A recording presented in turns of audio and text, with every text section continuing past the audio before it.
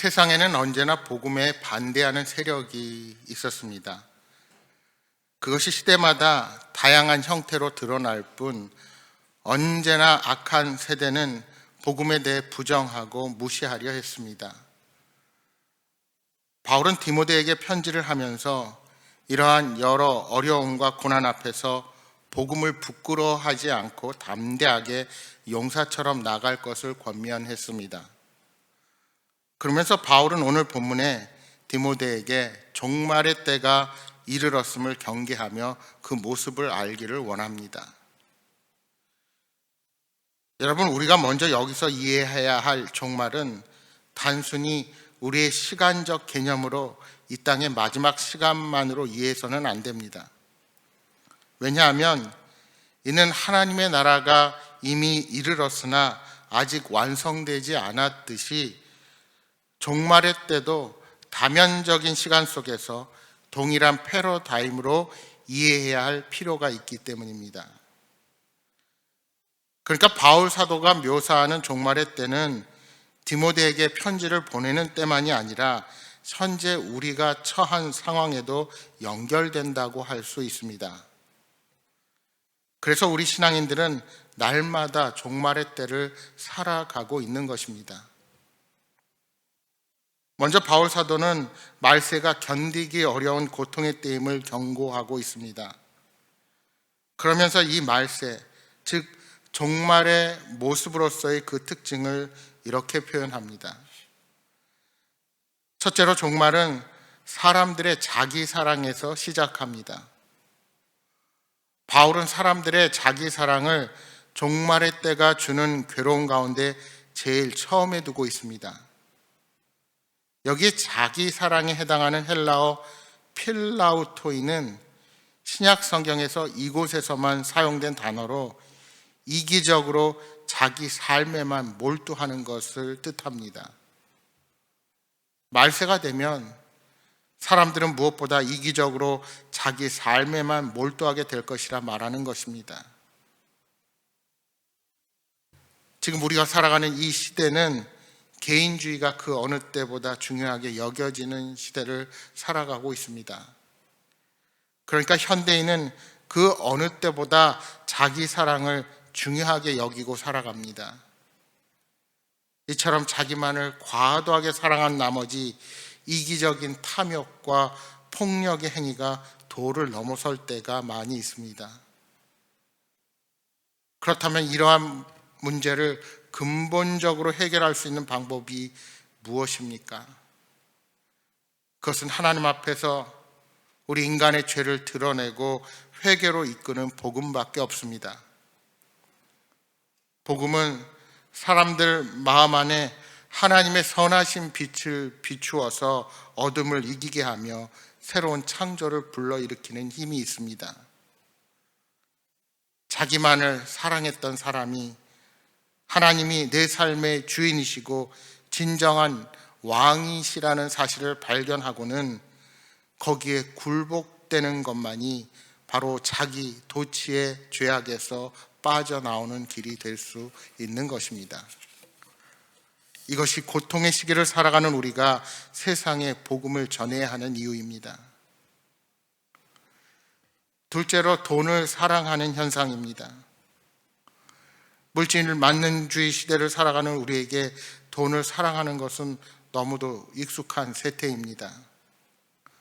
모든 삶의 목표, 모든 관심이 어떻게 돈을 차지하느냐에 집중되어 있습니다. 셋째로 교만함입니다.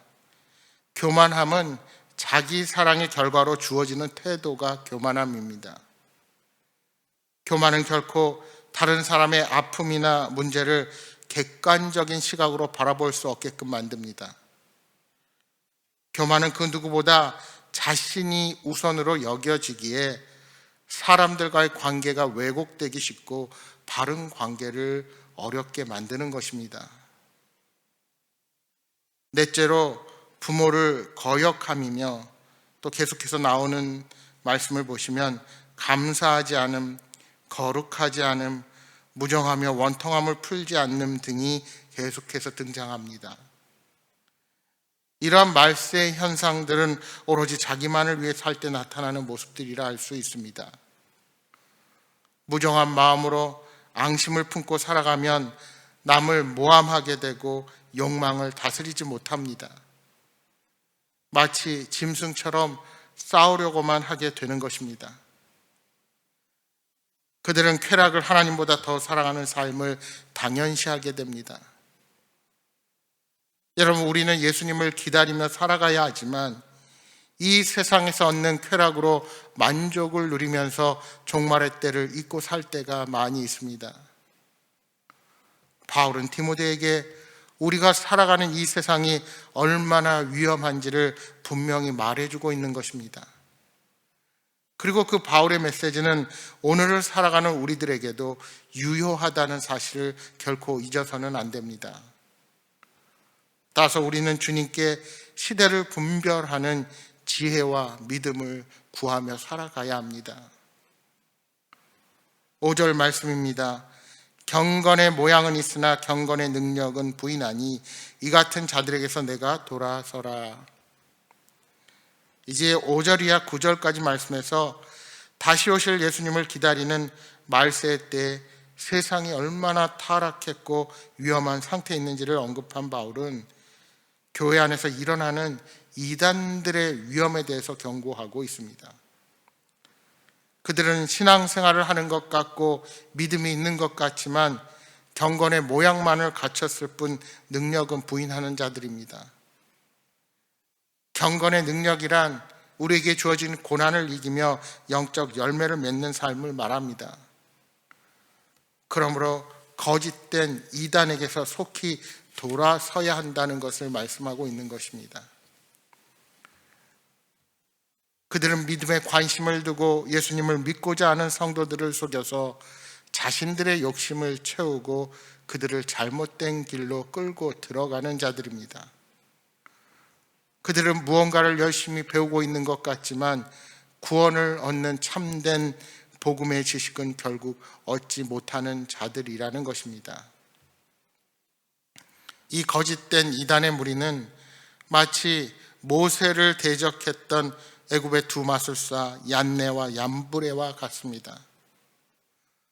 하나님의 능력에 대항하여 능력을 보여주는 것 같지만 철저히 무능력한 자들이라는 것입니다. 이들은 참된 복음을 대적하는 무리이고 구원을 얻는 믿음이 없는 자들입니다. 그리고 이들의 이러한 거짓은 반드시 드러나게 되어 있습니다. 여러분, 지금까지 여러 이단들이 등장하여 기성교회를 무너뜨리고 잘못된 가르침으로 미혹했지만 결국은 오래가지 못해서 그 실체가 다 드러났습니다. 사탄은 이단을 통하여 거짓된 가르침을 악성 종양처럼 퍼지게 할 것이지만 그것은 한시적일 뿐입니다. 여러분, 예수님을 기다리는 이 종말의 때 온갖 이단들이 교회 문 앞에서 사람들을 속이고 넘어뜨리는 일을 계속해서 자행할 것입니다. 그들은 하나님을 섬기는 것 같지만 전혀 그렇지 않습니다. 거짓을 일삼고 자신들도 걷고 있는 죽음의 길로 사람들을 이끄는 자들에 불과합니다. 하지만 분명한 것은 그들의 거짓과 어리석음은 반드시 드러나게 된다는 사실입니다. 베드로전서 4장 7절에 말씀합니다. 만물의 마지막이 가까웠으니 그러므로 너희는 정신을 차리고 근신하여 기도하라. 사랑하는 여러분, 복음을 맡은 우리는 더욱 정신을 차리고 경건의 훈련으로 주님 앞에 바로 서야 할 것입니다. 그리고 기도하며 힘을 다하여 영혼을 구원하는 사명을 감당해야 합니다. 예수님의 탄생과 다시 오실 주님을 기다리는 이 대림의 절기에 성령님을 의지하며 우리 삶의 자리가 어떠하든지 믿음으로 반응하며 기쁨으로 살아가시는 여러분 모두가 되시기를 주님의 이름으로 축복합니다.